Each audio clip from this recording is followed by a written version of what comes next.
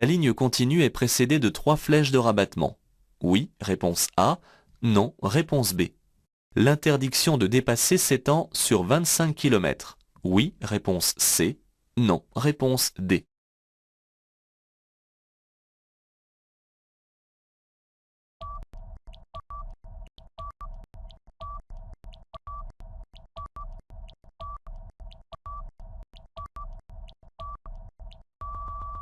Ne faites pas d'interférence sur deux informations qui sont bien distinctes. Une annonce de ligne continue est toujours complétée par 3 flèches de rabattement invitant à revenir à droite. Le dépassement sera effectivement interdit. Il est maintenant probable qu'il sera difficile de dépasser sur 25 km de route sinueuse, mais ce n'est pas systématique, et en tout cas pas annoncé par ce panneau. Pour limiter l'éblouissement par un fort soleil, je peux utiliser des lunettes pour la neige. Oui, réponse A. Non, réponse B. Je rabats le pare-soleil. Oui, réponse C. Non, réponse D.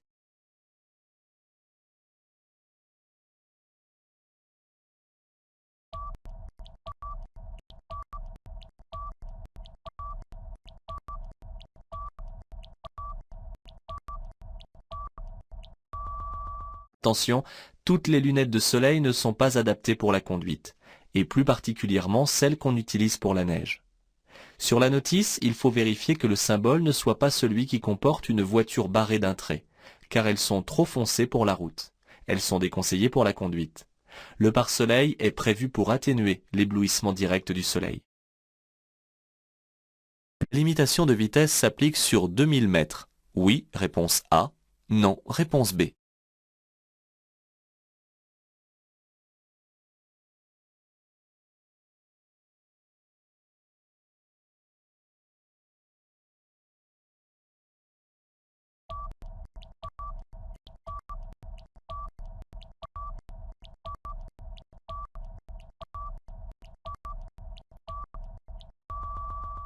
Il y a un piège. Rappelez-vous la règle. Un panonceau ne concerne que le panneau placé au-dessus de lui.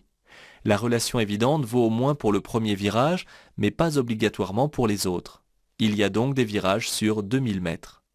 La limitation de vitesse, quant à elle, prendra fin à la prochaine intersection ou au panneau de fin de limitation. L'arrosage se situe au carrefour giratoire. Oui, réponse A. Non, réponse B. Je commence à ralentir à 50 km/h à partir des panneaux.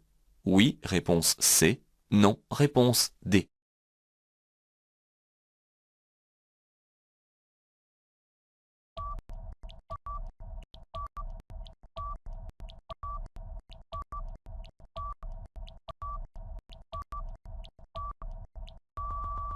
Attention aux mauvaises habitudes.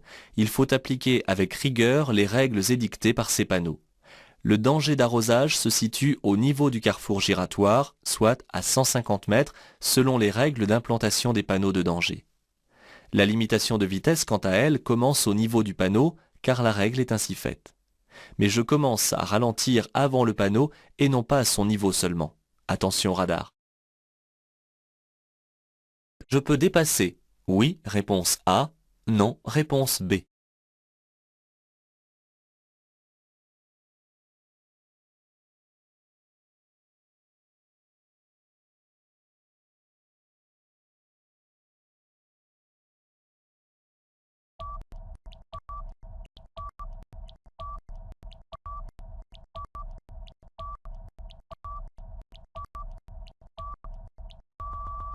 Sur les questions de dépassement, la réponse n'est pas toujours négative.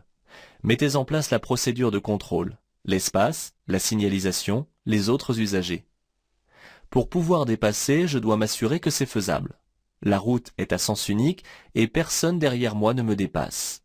La ligne rapprochée qui se termine ici n'interdit pas la manœuvre de dépassement. Je contrôle à côté de moi, j'avertis et je dépasse. En agglomération, la limite de vitesse peut être abaissée à 30 km/h. Oui, réponse A. Non, réponse B. Relevée à 70 km/h. Oui, réponse C. Non, réponse D.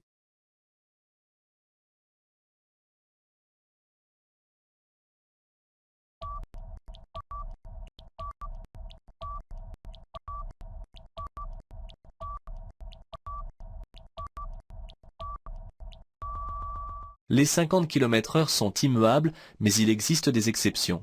Il se peut qu'on vous interroge sur des exceptions, et dans ce cas on vous prévient, comme ici. Aux entrées et sorties, ou sur un boulevard de contournement, il arrive parfois que la vitesse soit relevée à 70 km/h. Très souvent, le centre-ville devient une zone 30 jusqu'à descendre à 10 km/h dans une aire piétonne. Une exception autorise la circulation à 80 km/h sur le boulevard périphérique parisien. Je circule sur une route départementale. Oui, réponse A. Non, réponse B. Une route à caractère prioritaire. Oui, réponse C. Non, réponse D.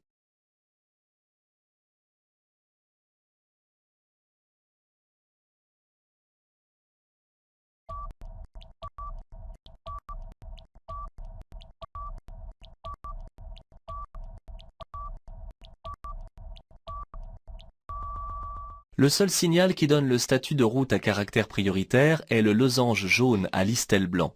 Tout le reste n'est qu'une impression. L'aménagement de la route et les panneaux de direction ne doivent pas vous influencer dans votre choix.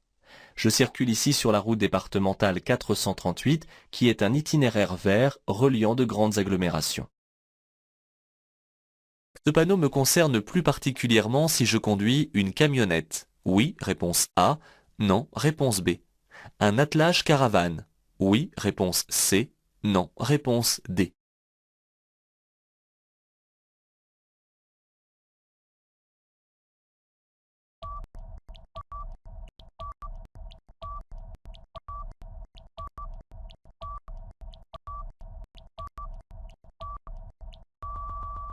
L'examen, vous conduisez une voiture de tourisme, mais on peut vous interroger sur tous les véhicules de catégorie B.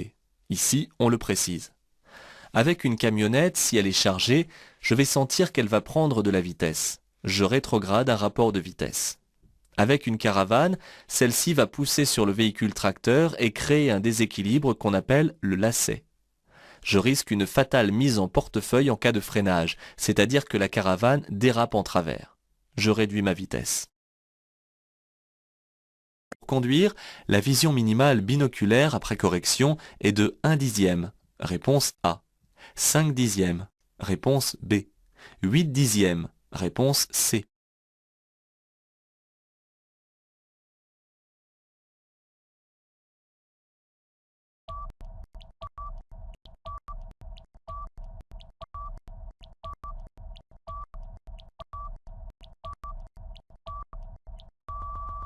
Il reste encore dans les mémoires l'ancienne norme de 8 dixièmes, alors actualisée.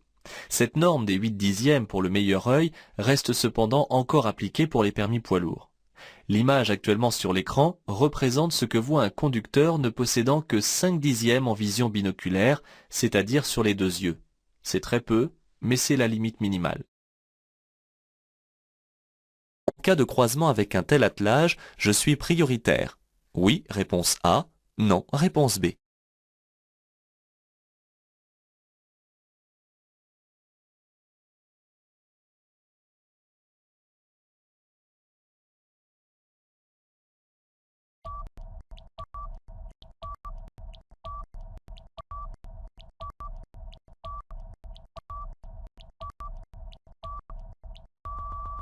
L'examen, vous ne serez pas à cette place, car vous ne passez pas un certificat d'aptitude de conduite d'attelage.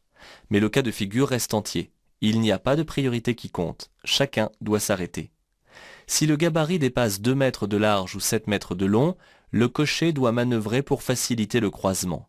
Il reste cependant toujours logique et courtois que dans ce cas d'impossibilité de croisement, ce soit le véhicule le plus facile à manœuvrer qui recule ou se range, car il n'existe pas de règle. Je dois tenir compte de ce panneau dans mon comportement de conduite. Oui, réponse A. Non, réponse B.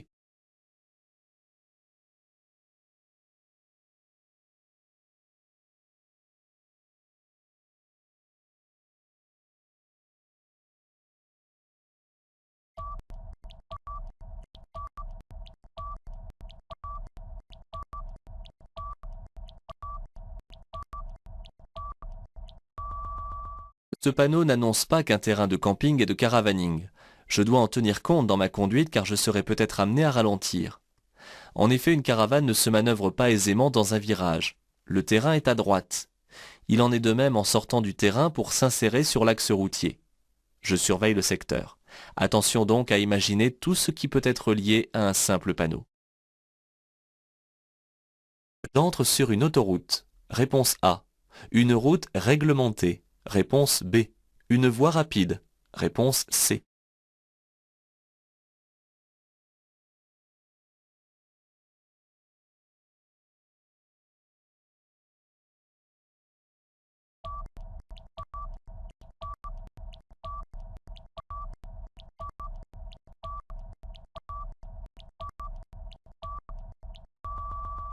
Certaines routes sont interdites à des catégories d'usagers fragiles et peu rapides.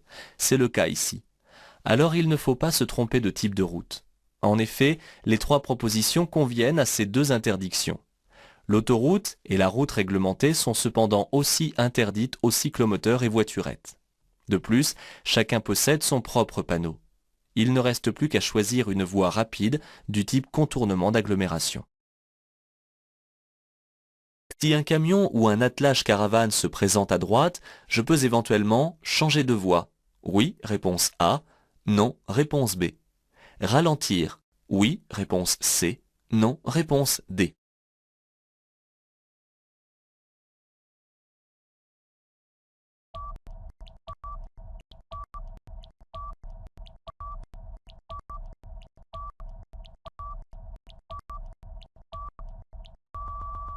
Il y a la règle et il y a la courtoisie. Malgré la règle, la fluidité et la sécurité doivent être assurées.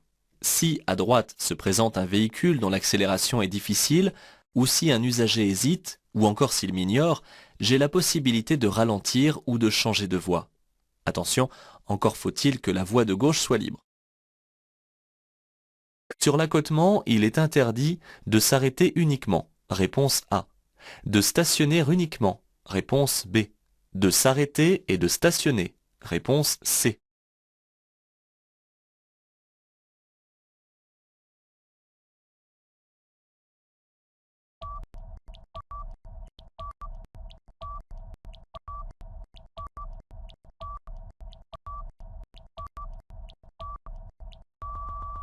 Bien que le panneau n'interdise que le stationnement, c'est là le piège éventuel. Je ne peux pas non plus ici m'arrêter. En effet, la ligne de rive est ici celle d'une bande d'arrêt d'urgence. Pour rappel, on peut aussi trouver une bande d'arrêt d'urgence sur les grands axes routiers à double sens de circulation. La chaussée déformée est obligatoirement due aux chutes de pierres. Oui, réponse A. Non, réponse B.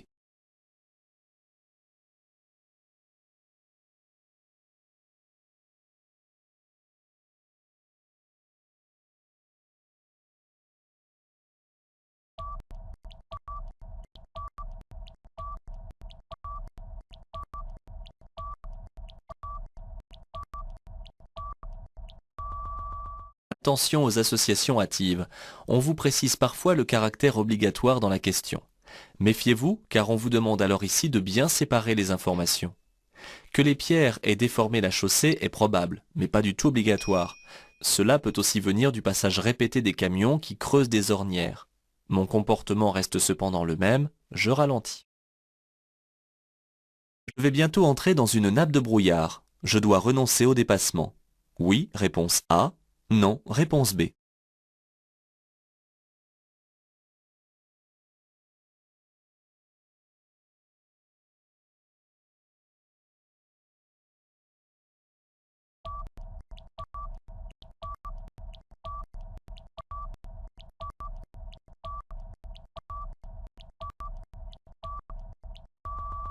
Attention à ce qu'on montre sur l'image. Il y a brouillard et brouillard. La nappe est au loin, même si déjà ici la visibilité commence à faiblir. J'ai largement le temps de terminer le dépassement en cours. Ensuite, du fait que je circule sur l'autoroute, je sais que personne ne vient en face. Je m'adapterai alors selon l'épaisseur du brouillard. Pour croiser ce camion, je serre à droite. Oui, réponse A. Non, réponse B.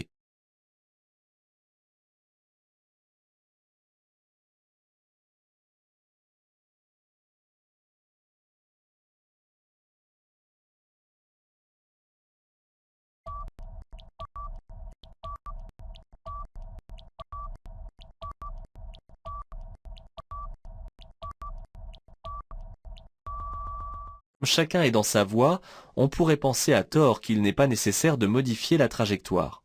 Lorsqu'il s'agit d'un croisement, il faudra toujours répondre qu'on serre à droite, et il y a une bonne raison. Un camion déplace beaucoup d'air.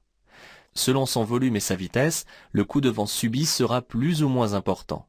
Je prends pour bonne habitude de serrer à droite lors d'un croisement afin d'en atténuer les effets.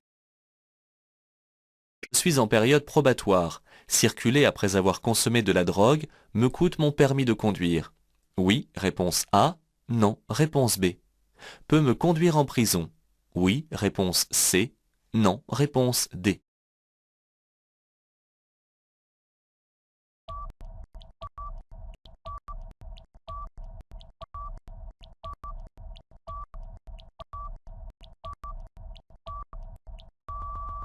Attention, pour la drogue, il n'y a pas deux niveaux d'infraction comme pour l'alcool. C'est directement un délit. La drogue est illicite. De plus, il est interdit de circuler si l'on en a consommé. Les peines se rajoutent. C'est un délit qui coûte 6 points et la perte automatique de mon permis de conduire. Enfin, je risque jusqu'à 3 ans de prison. Attention, associé à l'alcool, le risque d'accident grave est multiplié par 15. Je dois laisser démarrer un autocar quittant cet arrêt. Oui, réponse A. Non, réponse B.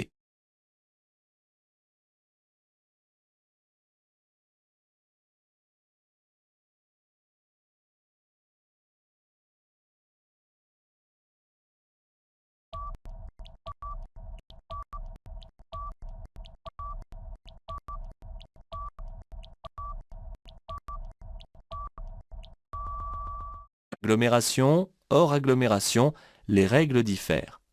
Il est facile de comprendre qu'on favorise la circulation des bus en agglomération et que cela soit faisable au regard des vitesses en ville. Mais il est tout aussi concevable que cette même règle est inapplicable en des lieux où l'on circule éventuellement à 90 km/h. Je reste cependant prudent du fait des passagers qui en descendent. Ce panneau interdit de stationner ailleurs que sur le parking.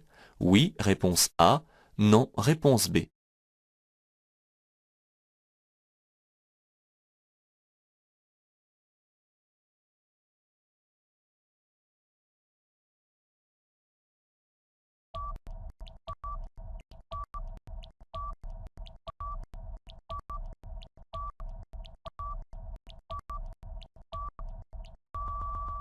Ce panneau de parking n'interdit rien, il indique seulement qu'il existe un aménagement prévu pour le stationnement dans des conditions de sécurité suffisantes. L'accotement est prévu pour l'arrêt et le stationnement en dehors des voies de circulation. Ce parking est surtout mis à la disposition des véhicules en transit plutôt que pour le voisinage. Si je rends visite à ce proche riverain, je n'ai pas l'obligation de me garer sur ce parking. Je vais circuler sur une chaussée à double sens de circulation. Oui, réponse A. Non, réponse B.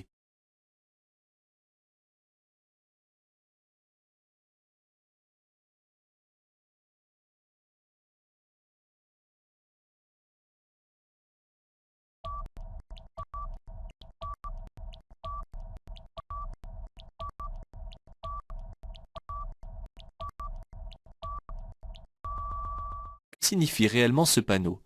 Une déviation de trajectoire, certes, mais aussi un changement de chaussée pour raison de travaux. Je vais passer sur la chaussée normalement réservée au sens inverse de circulation. Il n'y a actuellement qu'une file de circulation. Je vais arriver sur une file dans chaque sens. Après avoir signalé un accident, je quitte cet espace. Oui, réponse A. Non, réponse B.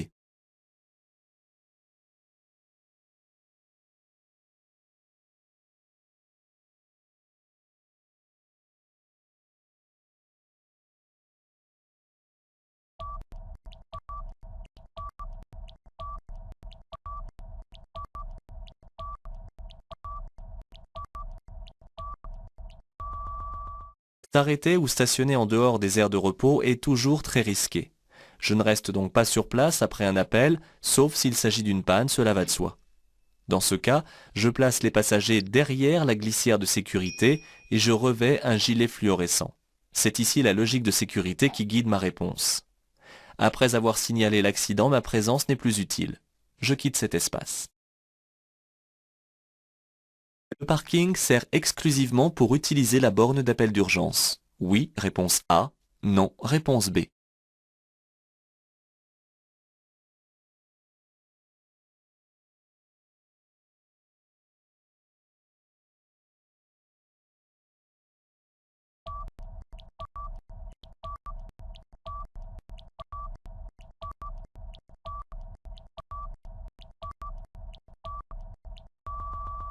Vous ne circulez pas sur une autoroute, ni non plus sur une route express. Les règles diffèrent. On trouve aussi ces bornes d'appel d'urgence sur les axes routiers à fort trafic. Elles sont principalement installées en des lieux où l'on peut stationner. Ce parking s'y prête. Je peux m'y arrêter pour me reposer puisque c'est avant tout un parking. Je dois attendre le coucher du soleil avant d'allumer les feux.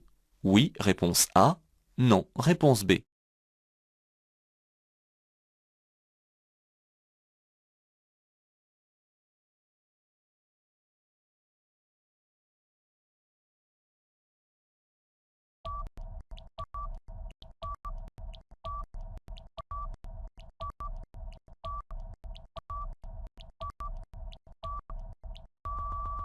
Ne croyez pas que les feux ne s'utilisent que par nuit noire. La réponse à cette question se trouve dans l'image. On voit ici le soleil encore haut à l'horizon, et pourtant la visibilité est mauvaise. Je n'attends donc pas pour allumer les feux de croisement. Pour m'arrêter dans une zone 30, j'ai besoin de 4 mètres. Réponse A. De 12 mètres. Réponse B.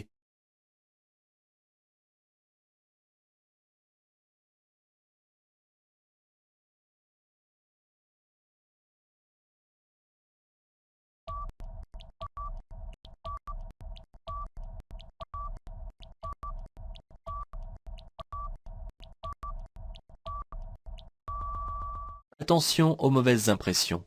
On oublie souvent d'inclure le temps de réaction dans la distance d'arrêt, et l'on ne retient que le court freinage qui s'ensuit. Le temps de réagir, j'ai parcouru 8 mètres et il me reste encore à freiner sur 4 mètres, soit en tout une bonne douzaine de mètres. Je m'arrête tout juste au niveau du ralentisseur. Pour confirmer ici que je circule ou non sur une route à caractère prioritaire, il faut un panneau losange après l'intersection. Réponse A. Les panneaux de direction vert suffisent. Réponse B.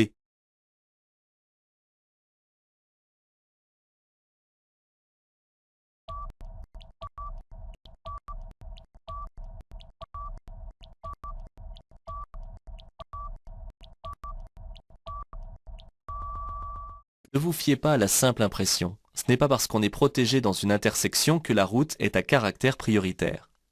En aucun cas les panneaux de direction vert n'indiquent ce statut. Ils jalonnent un grand axe routier entre deux villes importantes. Pour avoir confirmation du caractère prioritaire, un losange est placé après l'intersection afin d'informer ceux qui entrent. Je n'en vois pas après l'intersection. Je viens d'entrer en agglomération. Cette route permet de circuler à 70 km/h. Oui, réponse A. Non, réponse B.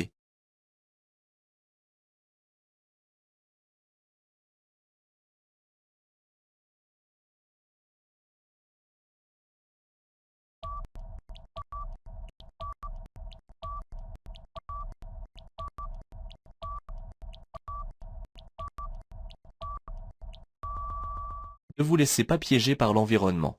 Pour adapter son allure, il ne faut jamais se fier à l'impression de sécurité que peut procurer un environnement.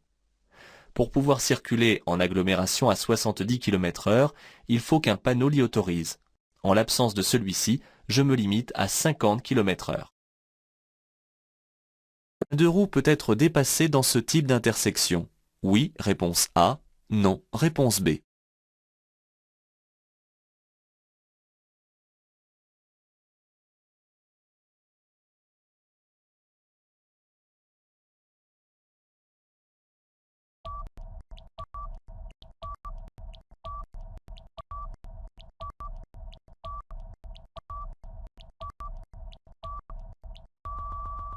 Les dépassements sont interdits dans les intersections non protégées, comme ici. Mais il y a un piège, car toutes les règles ont leur exception. Il reste possible de dépasser un deux roues dans ce type d'intersection, si bien sûr je n'ai pas à céder le passage à un usager arrivant à droite à ce moment-là. L'alcool augmente le temps de réaction. Réponse A. Diminue les capacités visuelles. Réponse B. Augmente les performances. Réponse C. Engendre un effet de tunnel. Réponse D.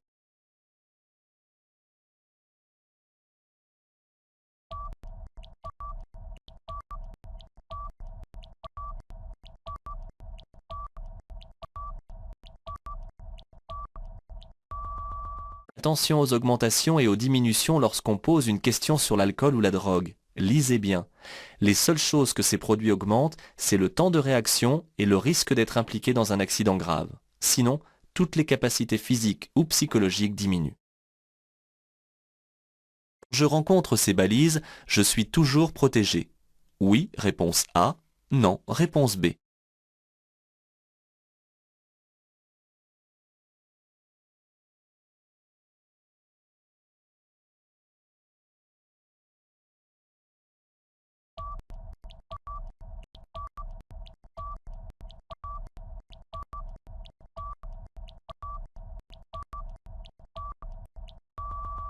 Ne faites pas cette erreur monumentale. Ces balises ne sont là que pour bien voir de loin les intersections. C'est leur seul rôle.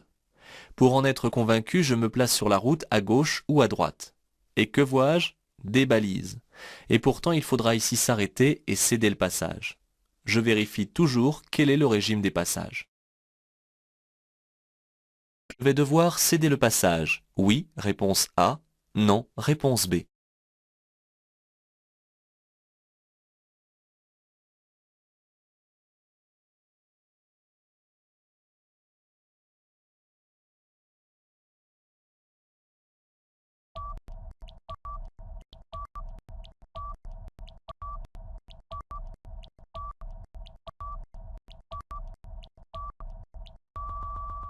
Ce carrefour peut paraître complexe. En fait, il est simplement dessiné de façon inhabituelle. Mais il signifie la même chose que les autres panneaux annonçant un carrefour giratoire. Un anneau au centre réajuste l'idée du carrefour giratoire et tout devient alors plus clair. Enfin, pour en être convaincu, un peu plus loin, le panneau d'intersection lève toute ambiguïté. Je devrais donc céder le passage au carrefour. Un véhicule qui fume du pot d'échappement pollue l'atmosphère. Oui, réponse A. Non, réponse B. Risque de tomber en panne. Oui, réponse C. Non, réponse D.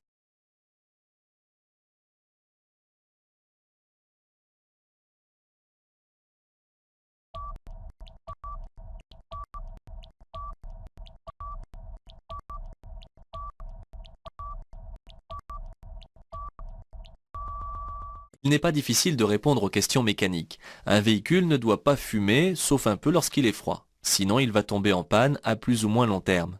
Soit il s'agit d'un mauvais réglage de la carburation, et dans ce cas la pollution est élevée, soit il s'agit de l'étanchéité des joints internes, et dans ce cas le moteur brûle l'huile. S'il s'agit de l'eau de refroidissement, la voiture n'ira pas bien loin. Le conducteur du véhicule regarde dans ma direction. Je dois tout de même ralentir. Réponse A. Je peux maintenir mon allure. Réponse B.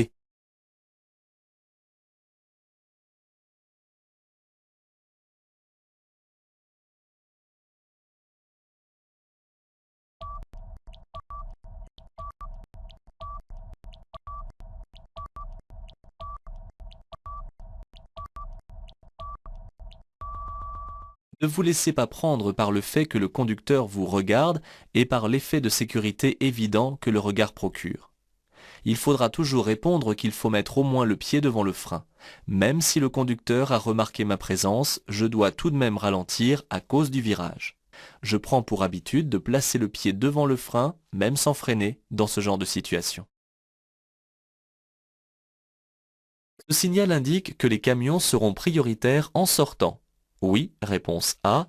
Non, réponse B.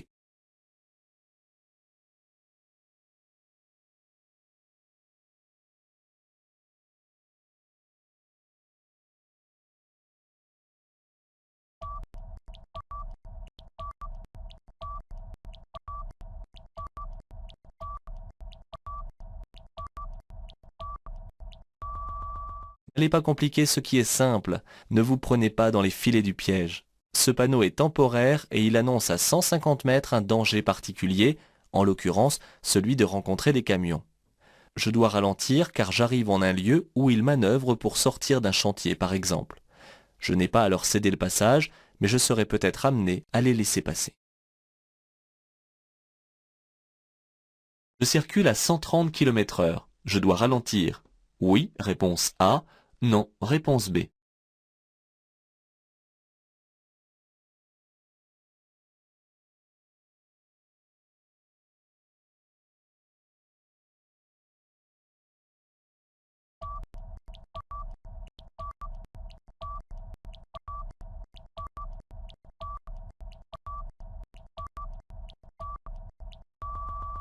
Ne focalisez pas votre attention sur le convoi exceptionnel.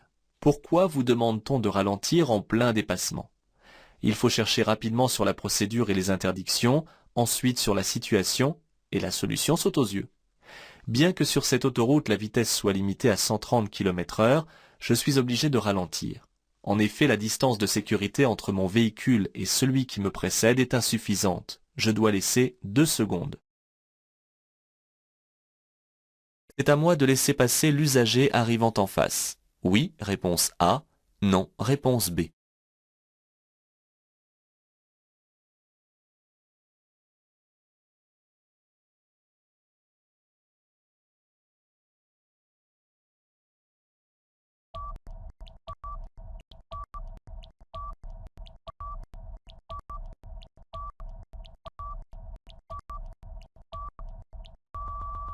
Attention, un usager mal stationné ne doit pas induire un autre mauvais comportement. L'usager à droite est à cheval sur le trottoir et de l'autre côté ce n'est pas mieux. L'obstacle étant de mon côté, c'est à moi de laisser finir de passer l'usager encombrant qui arrive en face de moi. Pour stationner, je tiens compte des panneaux. Oui, réponse A. Non, réponse B.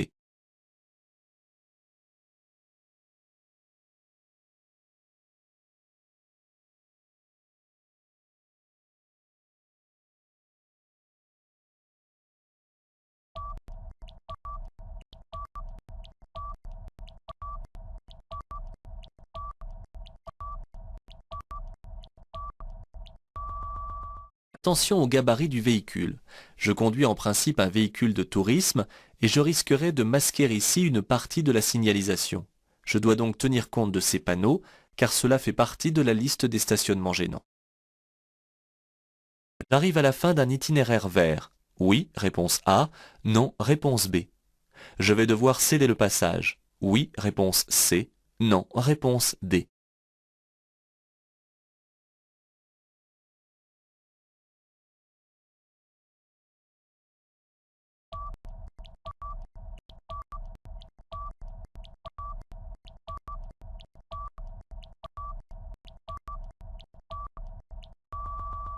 Il ne faut pas mélanger les statuts des routes.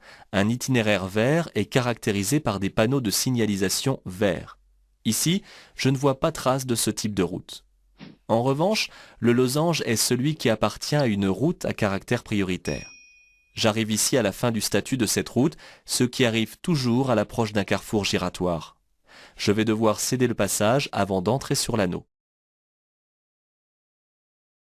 Circulant à 130 km/h, je serai à Caen en un peu plus d'une heure. Oui, réponse A. Non, réponse B.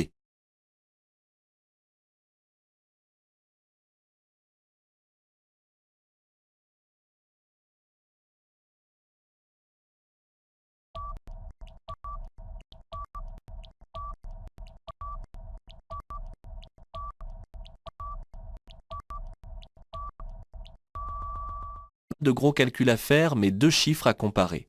130 km/h et 133 km sont assez proches pour comprendre qu'il faudra un peu plus d'une heure pour me rendre à Caen. Tout dépend ensuite du trafic et d'éventuelles côtes. Si je dois communiquer un horaire d'arrivée, j'ajoute un bon quart d'heure. La circulation est arrêtée. Je m'arrête ici même.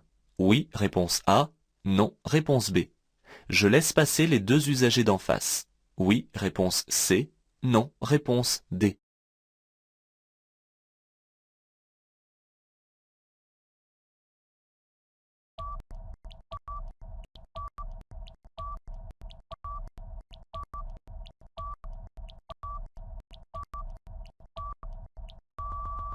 Voici l'exemple type d'une règle, où ceux d'en face doivent me céder le passage, qui se télescope avec une autre règle qu'on oublie bien trop souvent, celle de ne pas s'engager dans une intersection si c'est pour la bloquer. En effet, la circulation devant moi est à l'arrêt. Je dois m'arrêter ici même afin de laisser libre le passage à droite, ce qui permet aux usagers en face de passer devant moi.